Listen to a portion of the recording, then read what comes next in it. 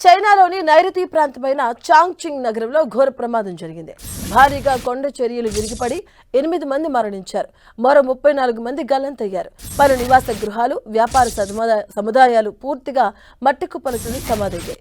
చాంగ్చింగ్ పరిధిలోని పెంగ్షుయ్ కౌంటీలోని గల ఉజియాంగ్ నది ఒడ్డున ఉన్నటువంటి కొండ ఒక్కసారిగా కుప్పకూలింది. దీంతో 10కి పైగా నివాస భవనాలు క్షణాల్లో నీలమట్టమయ్యాయి.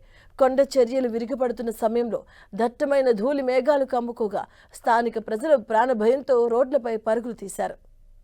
ప్రమాద తీవ్రతను ముందుగానే గమనించిన స్థానిక అధికారులు 1100 మందికి పైగా ప్రజలను సురక్షిత ప్రాంతాలకు తరలించారు.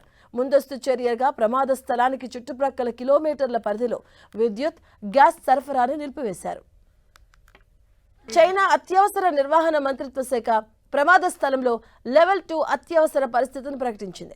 800 మందికి పైగా అగ్నిమాపక రక్షణ సిబ్బంది అత్యాధునిక ఎక్స్కవేటర్లతో శిథిలాలను తొలగిస్తూ రక్షణ చర్యలు చేపట్టారు. ఇప్పటి వరకు శిథిలాల నుంచి 10 మందిని ప్రాణాలతో సురక్షితంగా బయటకు తీశారు.